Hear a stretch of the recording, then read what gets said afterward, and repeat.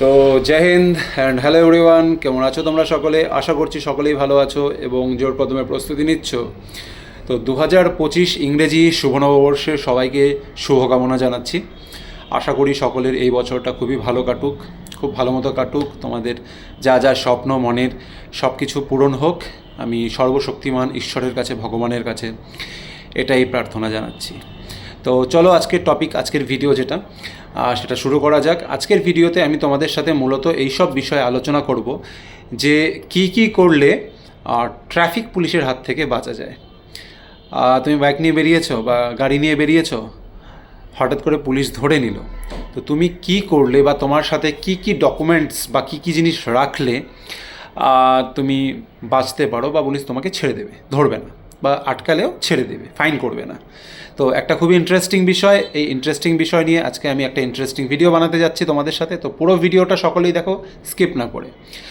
তো সবার প্রথমেই বলি যে আমাদের যেই সকল যে ফাইন কাটা হয়, তোমরা অনেক সময় ধরা পড়ে যাও বা কিছু ভুল থাকলে কাটা হয়, সেগুলো কিন্তু সরকারের নিয়ম অনুযায়ী মোটর ভেহিকেলস অ্যাক্ট আছে, সেই অ্যাক্ট অনুসারেই কিন্তু কাটা হয়। কোনো কিছু কিন্তু মানে আলাদা করে বা বানিয়ে কাটা হয় না। তো আমরা যেই দেশে বাস করি সেই দেশের দুটো সরকার আছে, একটি কেন্দ্রীয় সরকার, একটি রাজ্য সরকার।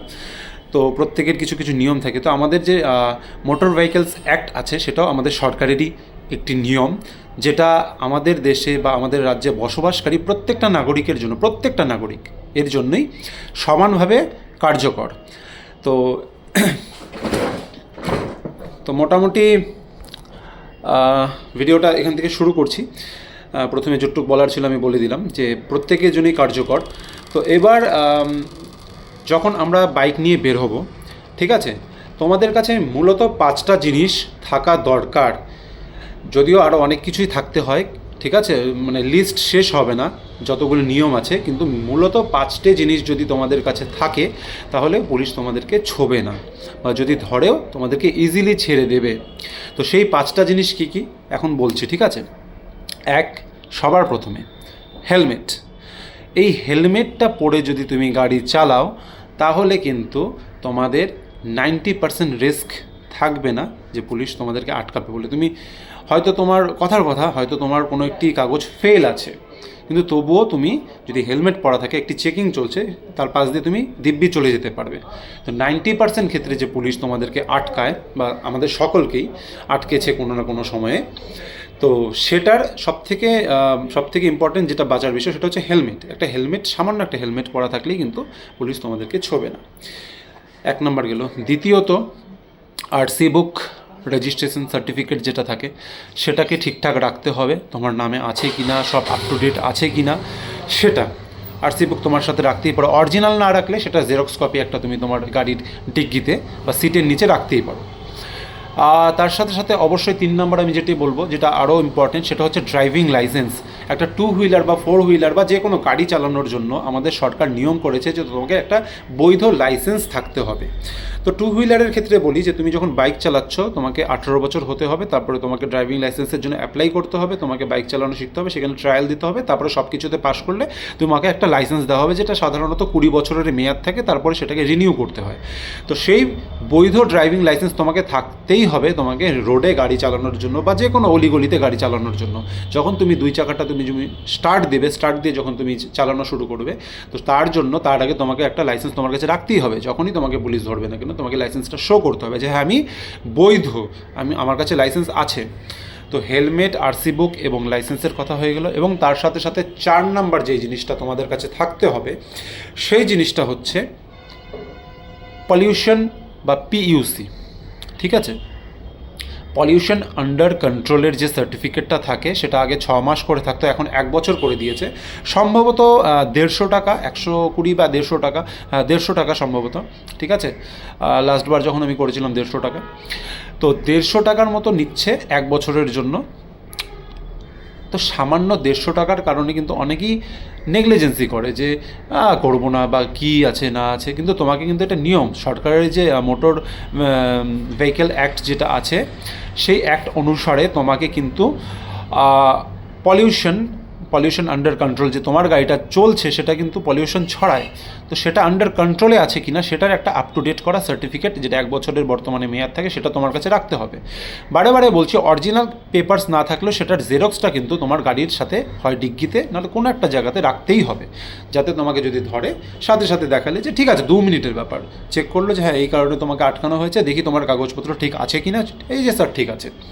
ওকে, 5 নম্বর যেটা আছে সেটা হচ্ছে ইন্স্যুরেন্স। তোমার ইন্স্যুরেন্স পেপার, তোমার গাড়ির ইন্স্যুরেন্স পেপার সব আপ টু ডেট আছে কি না, ঠিক আছে, সেটা চেক করা হয়। বিভিন্ন রকমের বিভিন্ন দামের ইন্স্যুরেন্স আছে, ঠিক আছে।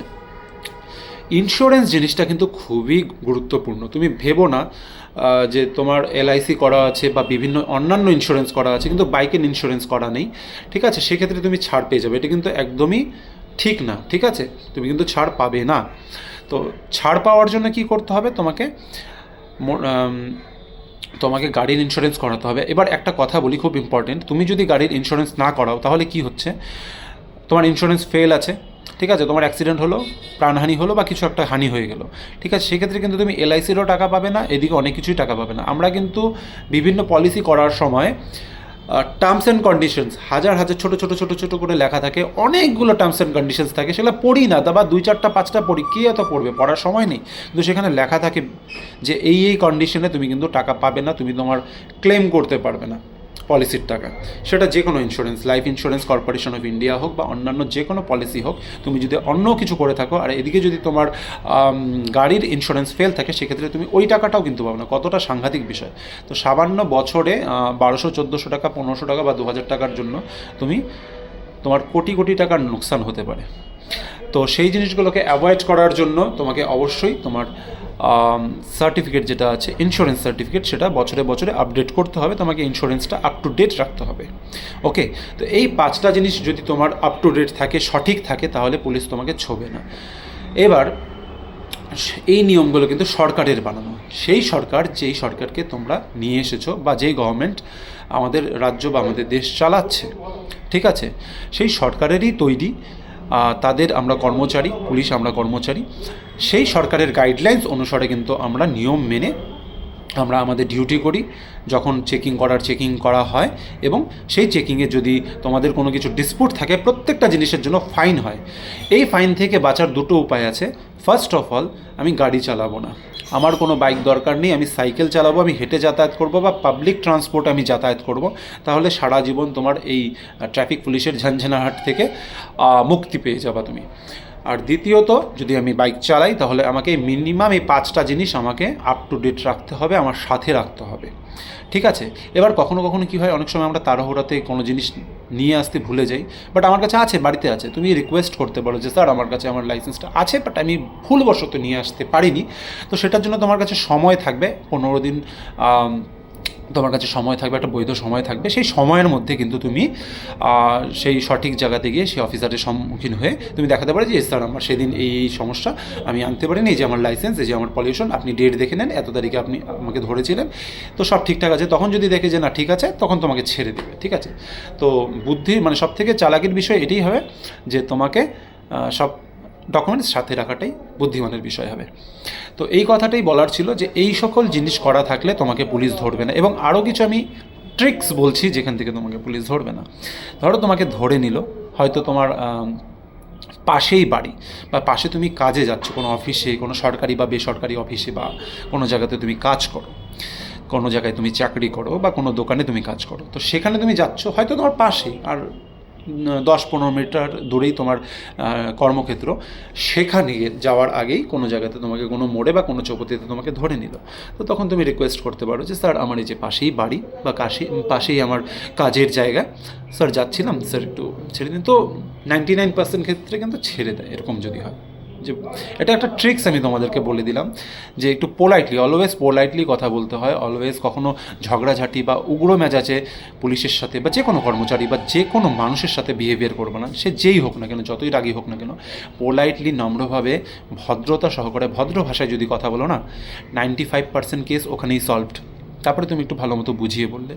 আবার আরও একটা কথা, অনেকে বলে যে না তবুও তো আমাকে আজকে ফাইন কেটে দিল, আমাকে এই করে দিল, সেই করে দিল। না, এমনটা হয় না।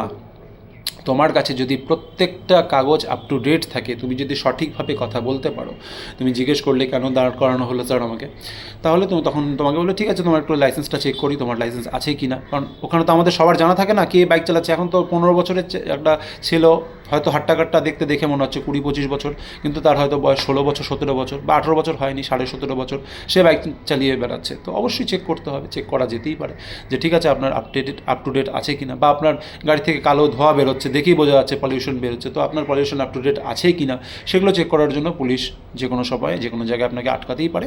চেক করলো, আপনি সৎ থাকুন, নিষ্ঠাবান থাকুন, আপনি আপনার কাগজ ওনাকে শো করুন, তারপরে আপনাকে দেখবেন ছেড়ে দিচ্ছে। এবার আরও কিছু কিছু ক্ষেত্রে আমি আপনাদেরকে বলতে চাই, যেরকম রেড সিগন্যাল অলওয়েজ, বিশেষ করে হাইওয়ে মেন রোডগুলোতে যে সিগন্যালগুলো থাকে না, ওগুলোকে ভালো মতো পালন করে চলার চেষ্টা করবে, তাহলে 50% কাজ ওখানেই সেরে যাবে। অনেক ফাইন এই কারণেই খাওয়া হয় যে ওই জেব্রা ক্রসিং থাকে বা বিভিন্ন লাইন কাটা থাকে বা red light, green light, yellow light এগুলো থাকে, এগুলোকে আমরা ঠিকমতো জানার চেষ্টা করি না বা জানিও না অনেকে। ওভাবে অনেক সময় আমরা লাইন ক্রস করে ফেলি বা রেড লাইট থাকা সত্ত্বেও কিন্তু আমরা এগিয়ে যাই, সেক্ষেত্রে কী হয়, ফাইন হয়। কারণ ওই সিগন্যালটা মানাও একটা নিয়মের মধ্যে পড়ে, আমাদের এমভি অ্যাক্টের মধ্যে পড়ে। তাছাড়াও হেলমেট। এবার তোমাদের সাথে আমি একটা কথা শেয়ার করি। ঠিক আছে, কুল লাগে, আমি পুরো একদম ফিটফাট হয়ে বেরোলাম, চুলে স্পাইক টেক করে চশমা লাগিয়ে ভালো লাগছে, ঠিক আছে, কিন্তু বাই চান্স যদি অ্যাক্সিডেন্ট হয়ে যায় এবং সেই সময় তোমার মাথাটা গিয়ে কোনো পাথরে বাড়ি খেলো বা কোনো দেওয়ালে বাড়ি খেলো এবং তোমার মাথায় হেলমেট নেই, স্পট ডেট হবে তো? বাঁচবা কি বাঁচবা না সেটা তুমি বলো, বাঁচবা না মরবা? মরে গেলে তো কাহিনী শেষ, বেঁচে গেলা, মরে গেলে বেঁচে গেলা। বাট যদি বেঁচে যাও, কোমায় টোমায় চলে গেলা, ব্রেনের ক্ষতি হয়ে গেল, ওই জীবন রাখার থেকে না রাখাই ভালো, তাই তো? তো এই কারণেই বলি যে পুলিশের হাত থেকে বাঁচার জন্য নয়, নিজের সেফটির জন্য, নিজের পরিবারের জন্য। হয়তো আজকে আপনি কামাই করার, আপনার পরিবারে কামাই করার একমাত্রই ভরসা 5-6 জনের ফ্যামিলি, আপনি একমাত্র কামাই করছেন, মান্থলি 50,000 রুপিস বাড়িতে আনছেন, হয়তো জাস্ট নতুন চাকরি হলো, এখনও পেনশন চালু হয়নি আপনার, অন্যান্য ইন্স্যুরেন্সও চালু হয়নি, সেই ক্ষেত্রে আপনি অ্যাক্সিডেন্ট করলেন, মারা গেলেন, বাস আপনি তো গেলেন, আপনার বউ বাচ্চা, বাবা মা, ভাই বোন সব একদম পথের ভিখারি হতে চলল। তো এই সকল অসুবিধার থেকে বা এই সকল ঝামেলার থেকে বাঁচার একমাত্র সবথেকে বড় উপায় হচ্ছে হেলমেট। হেলমেট পরলে আপনার নিজের জানটাও সুরক্ষিত থাকবে এবং পুলিশ তো আপনাকে ধরবেই না, শুধু পুলিশের হাত থেকে বাঁচার জন্য না, নিজের জীবনটাকে রক্ষা করার জন্য। এবার আরও একটা কথাতে আসি, পুলিশ নাকি ঘুষ খায়, পুলিশ নাকি গাড়ি ধরলে সেখানে আপনাকে ধরবেই আর কি, টাকা নিবে, এটা একদম ভুল কথা। সবার প্রথমত ভুলটা করেন আপনারাই, শুধু আমরা সবাই ভুল করি। আমি আপনাকে বা আপনাদেরকে আমি দোষ দিচ্ছি না, আমি নিজেকেও ধরছি একজন পাবলিক হিসেবে, আমি চাকরি করছি কিন্তু ওটাকে সরিয়ে রাখছি। আমরা সকলেই ভুল করি।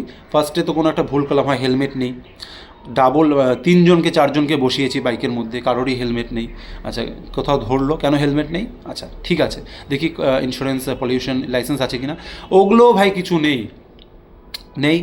তো 4-5টা ভুল, 4-5টা অন্যায় তো আমি করলামই, সরকারের খিলাফে আমি করলাম, সরকারের আইন আমি অমান্য করলাম, সরকারের আইন আমি ভাঙলাম। তার পরবর্তীতে আমি দ্বিতীয় ভুল করতে যাচ্ছি, স্যার যখন যে অফিসার থাকবে বা যেই থাকুক না কেন, সে যখন ফাইন কাটবে, হ্যাঁ এএসআই বা এসআই যেই থাকুক ডিউটি অফিসার, ফাইন কাটবে, তখন দেখলেন যে 4,000-5,000 টাকার ফাইন বা অত ছাড়েন 2,000 টাকার ফাইন হয়ে গেল, তখন আমি দ্বিতীয় ভুল কী করলাম, স্যার 200 টাকা রাখেন না বা 500 টাকা রাখেন না। তো দ্বিতীয় ভুলটা কিন্তু আমরাই করলাম।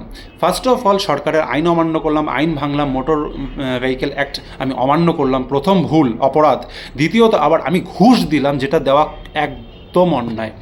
নেওয়াটা পরে আসে, আগে আমি দিচ্ছি তারপরেই তো কেউ নিচ্ছে। তো আমি মানছি যে সবাই সাধু না, কিন্তু সবাই অসাধুও নয়, ঠিক আছে, এটা মনে রাখবে। একটা কয়েনের এপি টুপি থাকে, কেউ যদি 2জন ভালো থাকে, একজন খারাপ থাকে, তো 2জন ভালোও থাকে, ঠিক আছে, এটা মাথায় রাখবে।